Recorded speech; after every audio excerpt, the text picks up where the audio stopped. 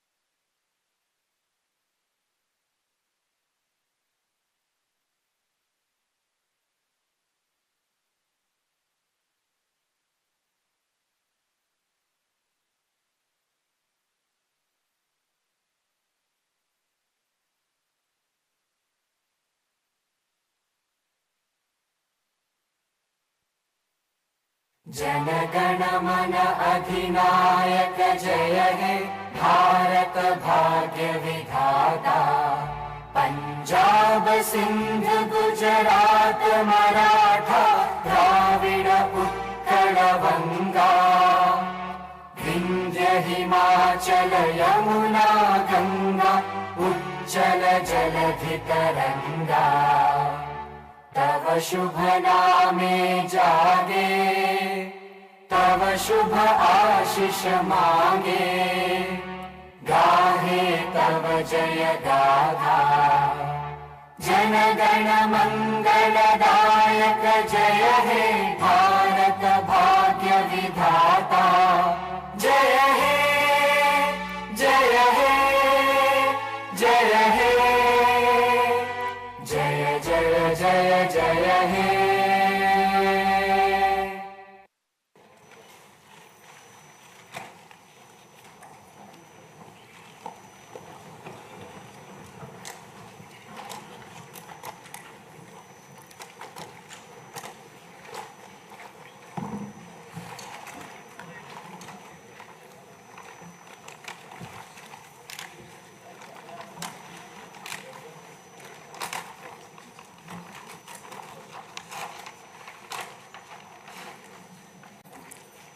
Honorable Chairman, Andhra Pradesh State Legislative Council, Honorable Speaker, Andhra Pradesh State Legislative Assembly, Honorable Members of the State Legislature,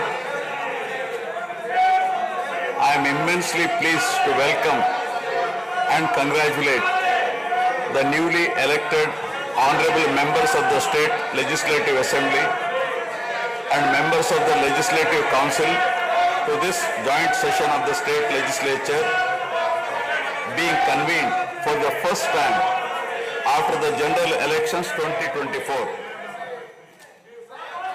I would like to take this opportunity to commend the Andhra people's active participation in the electoral process.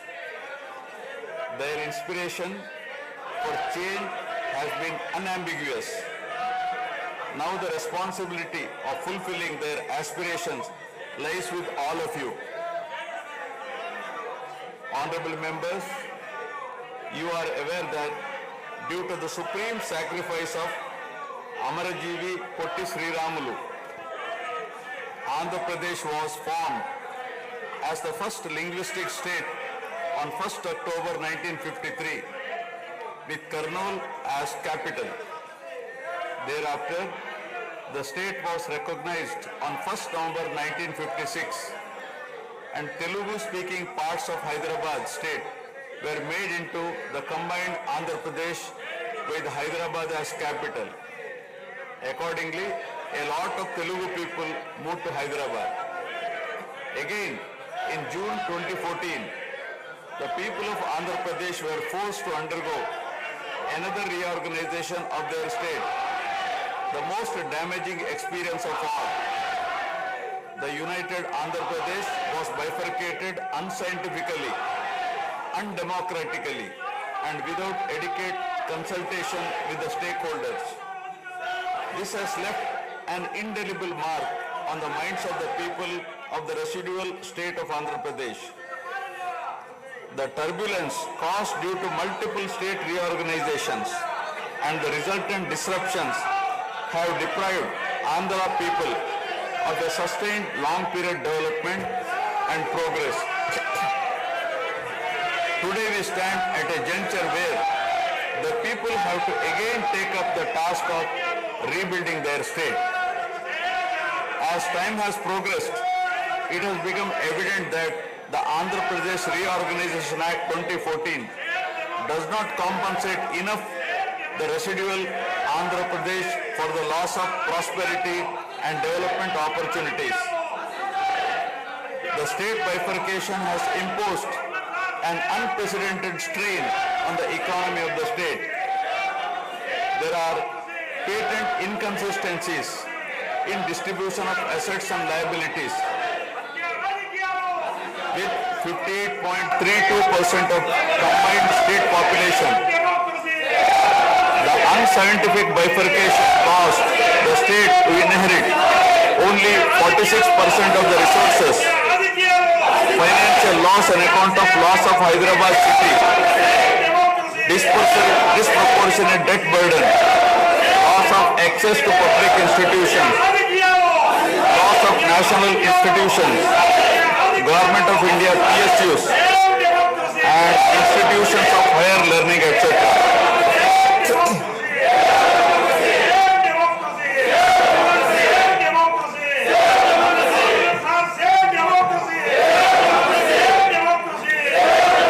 See that scientific criteria for apportionment were not adopted, while the residual state inherited huge revenue deficit.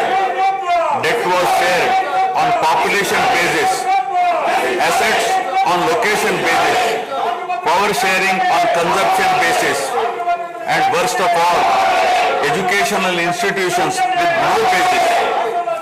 All these factors led to the structural change in economy with reduction of service sectors from 51% to 44%.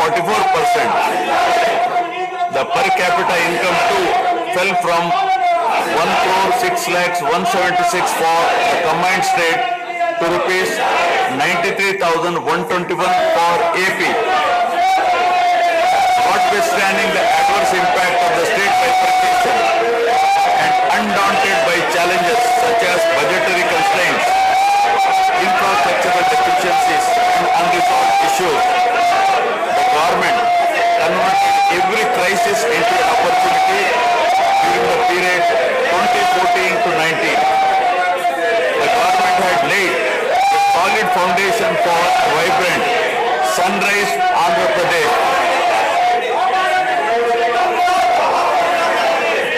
The then government focused on the inherent strengths of the successor state of Andhra Pradesh, its 974-kilometer coastline, providing opportunities for port-led development and requisite environment for manufacturing activities.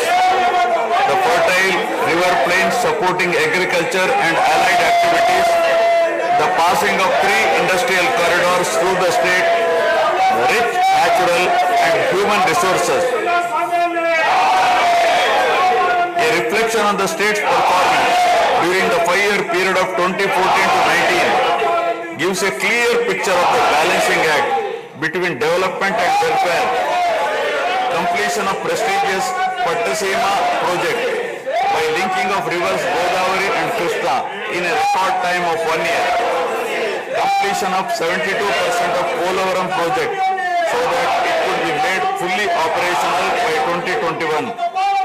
Prioritization of other irrigation projects, drought-proofing measures, real-time governance, development of Amaravati region through land pooling, construction of new secretariat and legislature building are a few examples worthy of mention.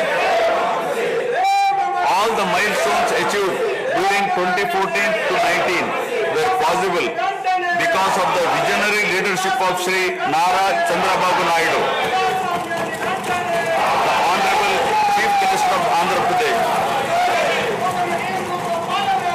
In this regime, the state attracted marquee FDIs like Kia Motors, emerging as #1 state continuously in ease of doing business rankings. Under his able leadership, the state attracted several investments in various sectors. The government initiated development of Kakinada SEZ port, Bhavanapadu and Ramayapatnam ports, expanded airports and increased the state road network. The development of infrastructure was balanced with welfare measures such as increase in old age pension, farm loan waiver, scholarships to students, construction of houses, etc. These development and welfare measures led to compound annual growth of 13.5% between 2014 to 19. While the state was set to take off on the path of high growth, the change of regime in 2019 again brought back the disturbing times for the nascent Andhra Pradesh. The state that already bore front of bifurcation in 2014 was rather unfortunate to have witnessed yet another bigger debacle in the form of inept governance, where the people were threatened and officers demoralized. In fact, the damage and losses during the period 2019 to 24 have been more severe compared to the state reorganization in June 2014. The government that assumed charge in 2019 started a destructive note with demolition of Praja Vedike that continued unabated till the end of the regime 2024. During this regime, democracy was at peril. People were in a state of fear and hardly enjoyed any freedom of living.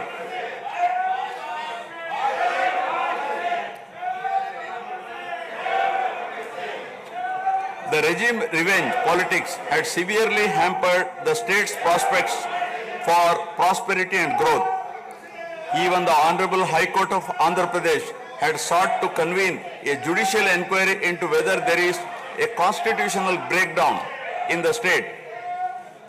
The biggest damage was done to the brand AP. No noteworthy companies came forward to invest in the state.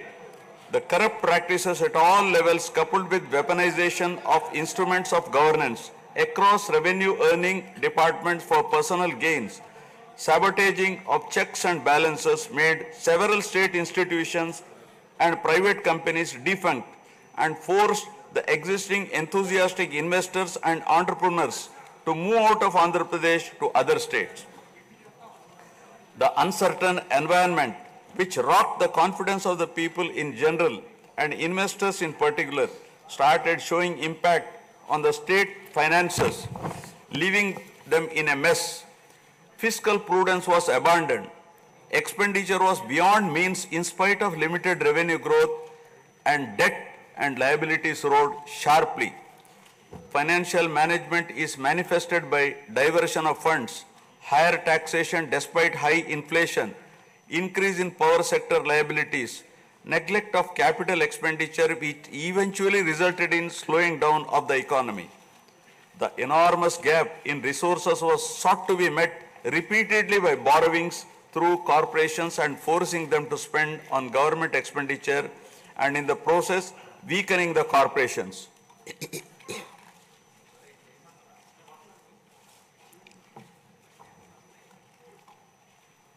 In view of the inordinate delay in clearance of the bills due to strained financial position of the state, many vendors and contractors have approached the High Court of Andhra Pradesh for relief and filed cases against the government. About 25,000 cases have been filed for bill payments, which is unprecedented. The sheer number of contempt cases with personal appearances and arrest warrants against officials in several cases resulted in systematic humiliation and victimization of bureaucracy. This led to complete demoralization of administrative machinery. The capital expenditure reduced by 60% in 2019-24 compared to 2014-19. Departments such as water resources and transport, roads and buildings, which undertake substantial capital works, were left critically short of funds to carry out any works.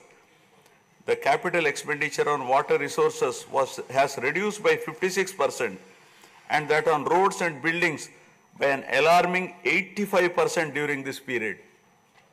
The compound annual growth rate of states-owned tax revenue slipped from 12.8% to 8.1% during this period. On the other hand, the revenue expenditure increased from 7.8% to 10.5%, whereas the capital expenditure growth declined steeply from 26.4% to 3.4%. Lower share of capital expenditure to public debt occurred during the period 2019 to 24 is a clear indicator that the government met revenue expenditure also through borrowed funds. The CAGR in per capita debt has been higher at 14%, while the CAGR in per capita income is only 9.7%. This reflects the fiscal profligacy of the previous regime as no capital formation took place. The Amaravati capital region, envisioned as the focal point of growth for the nascent state of Andhra Pradesh, was totally destroyed. With an attempt to scrap the Amaravati dream, the government confused the people with its malicious three capital cities idea under the guise of decentralized governance.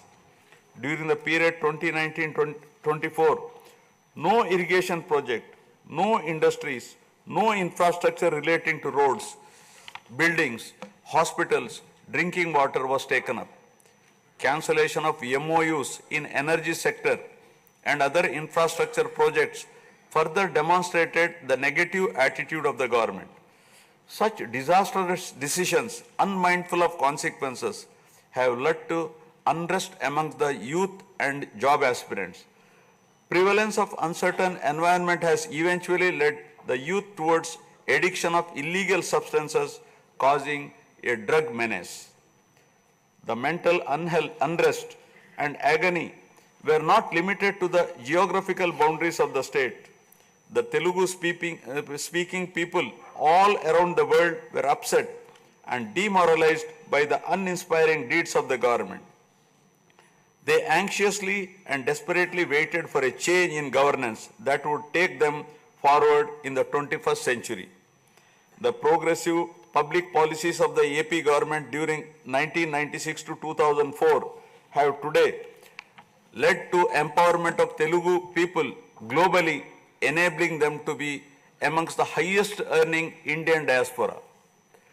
The condemnation of demolition approach of the previous government by the people of the state, NRIs and other supporters, culminated in a change in government.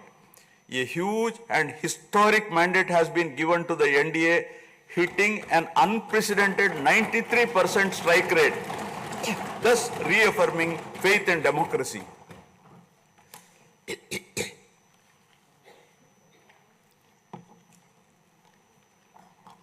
I sincerely congratulate the people of Andhra Pradesh for their wisdom in electing a government that discharges its duties with a futuristic view. Hordes of Andhra people had come from various regions to be part of this historic mandate in favor of future of Andhra Pradesh. The new government has a perfect blend of fresh and experienced honorable members in the assembly. I once again welcome all the members who will be instrumental in making right policies in the interest of good governance and in the spirit of cooperative federalism. Honorable members, at this juncture, I feel it is also important to recall the glorious past of Andhra Pradesh. Renowned as Annapurna, rice bowl of India, the state used to support other states in ensuring food security. As a leader of self-help group concept, Andhra Pradesh stood out as an example in developing entrepreneurship, knowledge economy, and cultivating thrift amongst poor women. Use of IT in all areas of welfare and development was the cornerstone of state's vision. The misrule of the previous government, which lacked transparency, have compelled this government to put the facts before the people about the disruption of systems and rampant corruption prevailing during the last 5-year term. Accordingly, my government has released a series of white papers highlighting numerous discrepancies in fund utilization, misappropriation, resulting in huge loss to the state exchequer and the natural resources base of the state. I would present some of the key takeaways of the white papers. Completion of Polavaram, the lifeline of Andhra Pradesh, is of the highest priority. The Polavaram project has been completely derailed.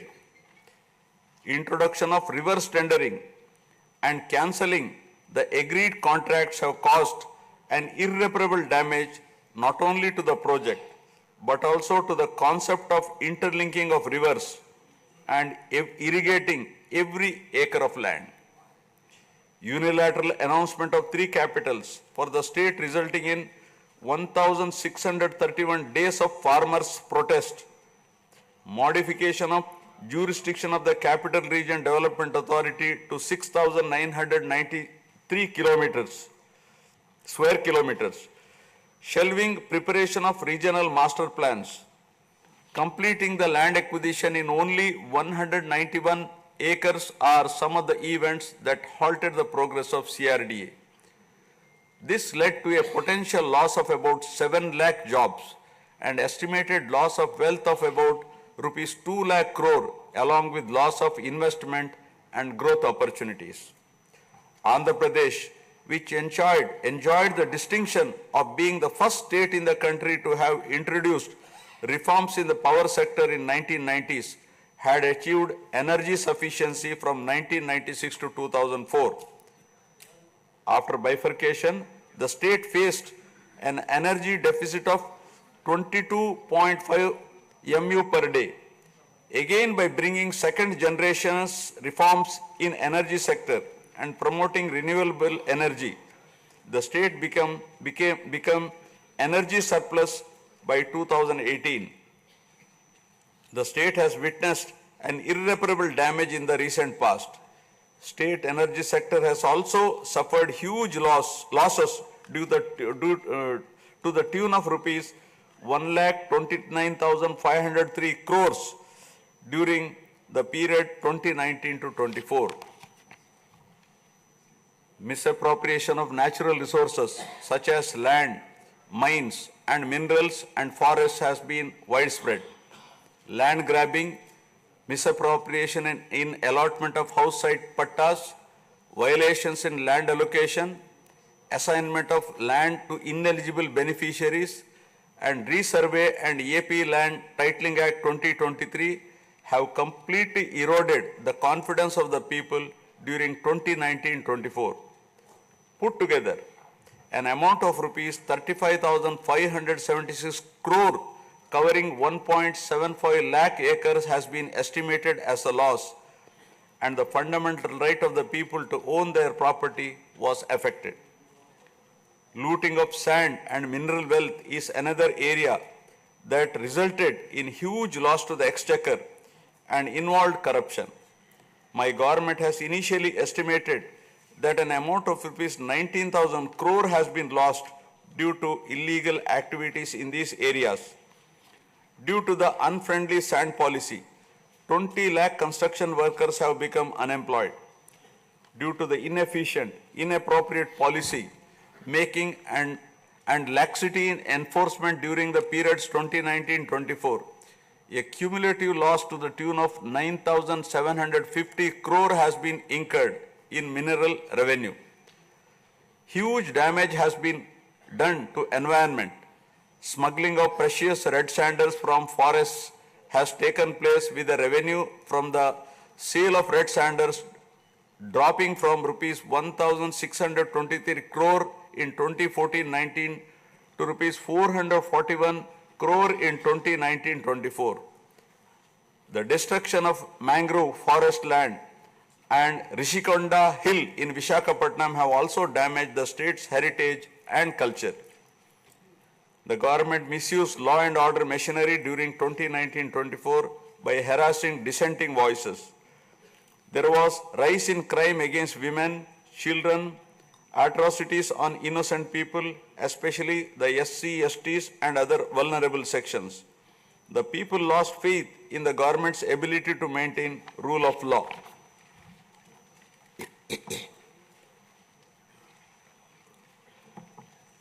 The previous government also made a mockery of the excise revenue streams of the state. The VAT on excise was reduced and diverted to AP State Beverages Corporation as a special margin, which otherwise would have come to the government as revenue. The government levied the additional retail excise tax on the issue price of liquor sold by APSBCL and escrowed the same for repayment of loans taken by APSDC. while the AP SBCL started supplying low quality liquor and introduced unknown brands at significantly higher rates, there was increase in black money due to smuggling of IMFL across the border districts. These policy practices have caused irreparable damage to the excise revenue streams of the state. As a result, it has become difficult for the new government to meet even the essential committed expenditure with the reduced revenue of the state. The overall debt has more than doubled in last 5 years, with huge outstanding payments of salaries and pensions, debt repayment for the debt burden of about 10 lakh crore, payments for the power sector dues, civil supplies and other liabilities has become challenging. Putting the governance back on track is truly a Herculean task.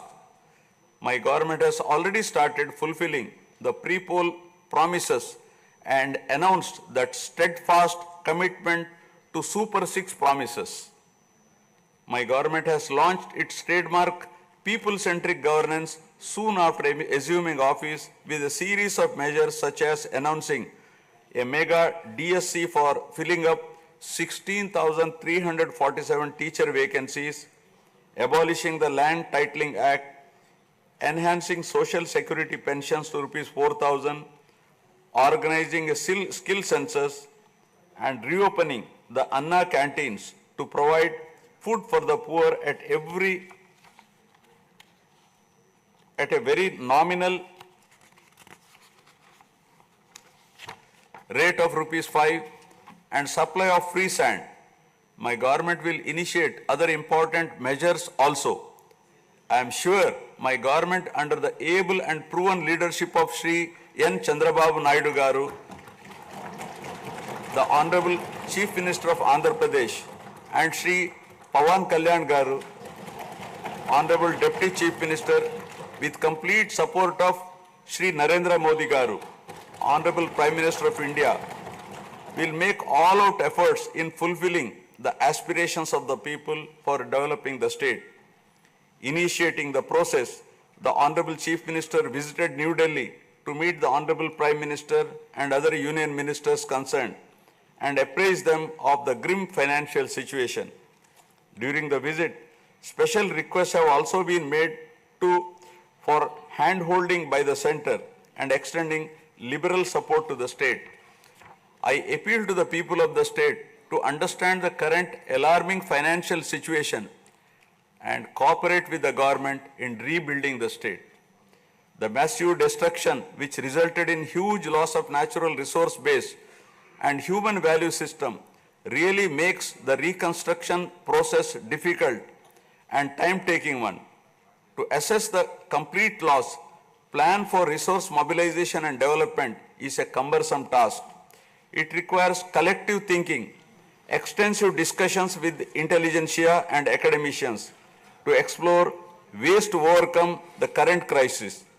It also involves finding ways to restart the entire development ecosystem through short, medium and long-term plans in the light of the new development paradigm of Viksit Bharat at 2047. The extent of real damage done to Andhra Pradesh in the last 5 years had not come in public discourse thus far. The misgovernance from 2019 to 24 created a trust deficit with regulatory authorities and damaged the brand of AP amongst investors. The people now given a strong mandate to the NDA to rebuild the brand AP and regain the trust. Honorable members, usually winning elections and assuming responsibility is a happy event.